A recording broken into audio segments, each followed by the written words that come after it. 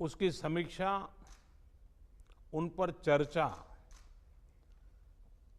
हमें आगे के लिए बहुत उपयोगी हो सकती है।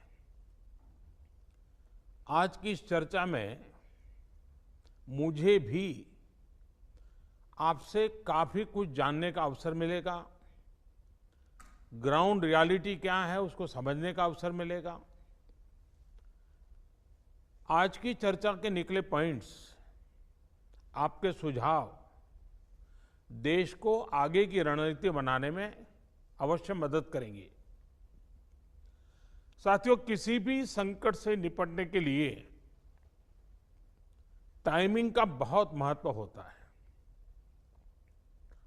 सही समय पर लिए गए फैसलों ने देश में कोरोना संक्रमण को नियंत्रित करने में बहुत मदद की है। भविष्य में जब कभी भारत की कोरोना के खिलाफ लड़ाई का अध्ययन होगा तो ये दौर इसलिए भी याद किया जाएगा कि कैसे इस दौरान हमने साथ मिलकर के काम किया। कोऑपरेटिव फेडरलिज्म का सर्वोत्तम उदाहरण प्रस्तुत किया। साथियों, जब कोरोना दुनिया के अनेक देशों में चर्चा का विषय भी नहीं बना था, तब भारत ने इससे निपटने के लिए तैयारियां शुरू कर दी थी, फैसले लेने शुरू कर दिए थे। हमने एक एक भारतीय की जिंदगी को बचाने के लिए दिन रात मेहनत की है। बीते हफ्तों में हजारों की संख्या में हमारे भारतीय भाई बहन विदेश से अपने वतन वापस लौटे हैं। बीते हफ्तों में लाखों की संख्या में प्रवासी श्रमिक अपने अपने गांव पहुंचे हैं। रेल, रोड, एयर, सी सारे मार्ग करीब करीब अब खुल चुके हैं। लेकिन इसके बावजूद, हमारी इतनी जनसंख्या होने के बावजूद भारत में कोरोना संक्रमण उस जैसा विनाशकारी प्रभाव नहीं दिखा पाया जो दुनिया के और देशों में कोरोना ने आफत पैदा की है। दुनिया के बड़े बड़े एक्सपर्ट्स, हेल्थ के जानकार, लॉकडाउन और भारत के लोगों द्वारा दिखाए गए अनुशासन की आज भारी चर्चा हो रही है। आज भारत में रिकवरी रेट 50% से ऊपर चला गया है। आज भारत दुनिया के उन देशों में अग्रणी है जहां कोरोना संक्रमित मरीजों का जीवन बच रहा है। कोरोना से किसी की भी मृत्यु दुखद है। हमारे लिए किसी एक भारतीय की भी मृत्यु असहज करने देने वाली है।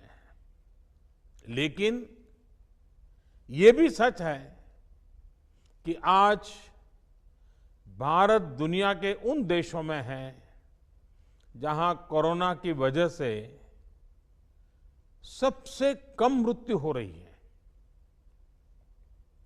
अब अनेक राज्यों के अनुभव आज आत्मविश्वास जगाते हैं कि भारत कोरोना के इस संकट में अपने नुकसान को सीमित करते हुए आगे बढ़ सकता है, अपनी अर्थव्यवस्था को तेजी से संभाल सकता है। साथियों, बीते 2 हफ्ते के अनलॉक 1 ने हमें एक बड़ा सबक ये भी दिया है कि अगर हम नियमों का पालन करते रहें, सारे दिशा निर्देशों को मानते रहे, तो कोरोना संकट से भारत को कम से कम नुकसान होगा। इसलिए मास्क या फेस कवर, उस पर बहुत ज्यादा जोर देना अनिवार्य है, आवश्यक है। बिना मास्क या फेस कवर के घर से बाहर निकलने की अभी कल्पना करना भी सही नहीं है। ये जितना खुद उस व्यक्ति के लिए खतरनाक है, उतना ही उसके आसपास के लोगों के लिए भी। इसलिए 2 गज की दूरी का हमारा मंत्र हो, दिन में कई बार 20-20 सेकंड के लिए साबुन से हाथ धोने की बात हो, सैनिटाइजर का इस्तेमाल हो, ये सभी बहुत गंभीरता से किए जाने चाहिए। खुद की सुरक्षा के लिए, परिवार की सुरक्षा के लिए, विशेषकर घर के बच्चों और बुजुर्गों की सुरक्षा के लिए ये बहुत जरूरी है। अब तक लगभग सारे ऑफिसेस खुल चुके हैं। प्राइवेट सेक्टर में भी लोग ऑफिस जाने लगे हैं। बाजारों में, सड़कों पर भीड़ बढ़ने लगी है। तो ये सारे उपाय ही कोरोना को तेजी से फैलने से रोकने में मददगार होंगे। थोड़ी सी भी लापरवाही, थोड़ी सी भी ढिलाई, अनुशासन में कमी कोरोना के खिलाफ हम सभी की लड़ाई को कमजोर करेगा।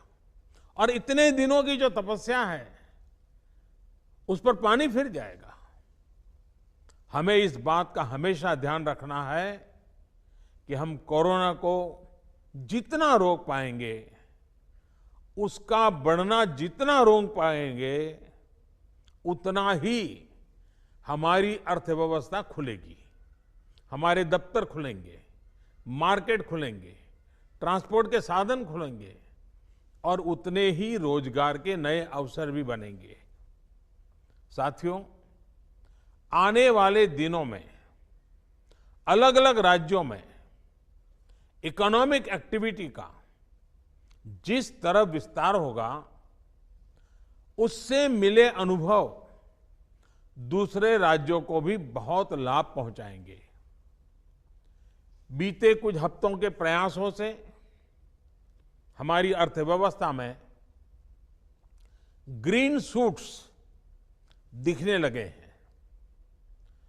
पावर कंजम्पशन जो पहले घटता जा रहा था, वो अब बढ़ना शुरू हुआ है। इस साल मई में फर्टिलाइजर की सेल बीते साल मई की अपेक्षा 2 गुनी हुई है। इस बार खरीफ की बुआई बीते साल की अपेक्षा करीब 12-13% ज्यादा हुई है। 2 व्हीलर्स का प्रोडक्शन लॉकडाउन से पहले के स्तर का करीब करीब 70% तक पहुंच चुका है। रिटेल में डिजिटल पेमेंट भी लॉकडाउन से पहले की स्थिति में पहुंच चुका है। इतना ही नहीं, मई में टोल कलेक्शन में बढ़ोतरी होना इकोनॉमिक एक्टिविटी में वृद्धि को दिखाता है। लगातार 3 महीने तक एक्सपोर्ट में कमी के बाद जून में एक्सपोर्ट फिर से बाउंस बैक करके पिछले साल के प्री कोविड पीरियड में पहुंच गया है। ये तमाम संकेत है जो हमें प्रोत्साहित कर रहे हैं, आगे बढ़ने के लिए प्रेरित कर रहे हैं। साथियों, आप में से अधिकतर राज्यों में एग्रीकल्चर, हॉर्टिकल्चर, फिशरीज और एमएसएमईज का हिस्सा बहुत बड़ा है। आत्मनिर्भर भारत अभियान के तहत बीते कुछ दिनों से इन तमाम सेक्टर्स के लिए अनेक प्रावधान किए गए हैं। एमएसएमईज को सपोर्ट करने के लिए अनेक फैसले हाल में लिए गए हैं। समयबद्ध तरीके से एमएसएमईज को बैंक से क्रेडिट दिलाने का प्रयास हो रहा है। 100 करोड़ रुपए तक के टर्नओवर वाले उद्योगों को 20% अतिरिक्त क्रेडिट के ऑटोमेटिक इंक्रीज का लाभ दिया गया है। अगर हम बैंकर्स कमिटीज के माध्यम से ये सुनिश्चित करेंगे कि उद्योगों को तेजी से क्रेडिट मिले तो वो जल्द से जल्द काम शुरू कर पाएंगे, लोगों को रोजगार दे पाएंगे। साथियों, हमारे यहां जो स्मॉलर फैक्ट्रीज हैं, उन्हें गाइडेंस की, हैंड होल्डिंग की बड़ी जरूरत है। मुझे पता है आपके नेतृत्व में इस दिशा में काफी काम हो रहा है। ट्रेड और इंडस्ट्री अपनी पुरानी रफ्तार पकड़ सकें, इसके लिए वैल्यू चेन्स पर भी हमें मिलकर काम करना होगा। राज्यों में जहां कहीं भी स्पेसिफिक इकोनॉमिक एक्टिविटी पॉइंट्स हैं, वहां 24 घंटे काम हो, सामानों की लोडिंग अनलोडिंग तेजी से हो, एक शहर से दूसरे शहर तक सामान जाने में स्थानीय स्तर पर किसी तरह की दिक्कत ना हो, तो इकोनॉमिक एक्टिविटी और तेजी से बढ़ेगी। साथियों, किसान के उत्पाद की मार्केटिंग के क्षेत्र में हाल में जो रिफॉर्म्स किए गए हैं, उससे भी किसानों को बहुत लाभ होगा। इससे किसानों को अपनी उपज बेचने के लिए नए विकल्प उपलब्ध होंगे, उनकी आय बढ़ेगी और खराब मौसम के कारण, स्टोरेज के अभाव के कारण उनको जो नुकसान होता था, उसे भी हम कम कर पाएंगे।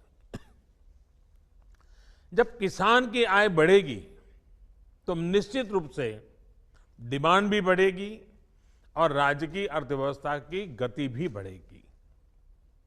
विशेष तौर पर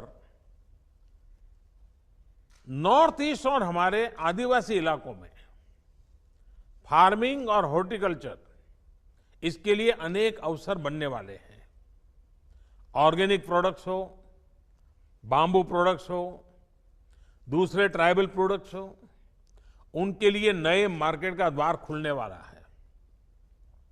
लोकल प्रोडक्ट के लिए जिस क्लस्टर बेस्ड रणनीति की घोषणा की गई है, उसका भी लाभ हर राज्य को होगा।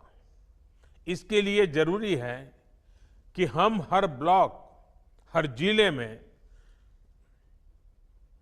ऐसे प्रोडक्ट्स की पहचान करें जिनकी प्रोसेसिंग या मार्केटिंग करके एक बेहतर प्रोडक्ट हम देश और दुनिया के बाजार में उतार सकते हैं।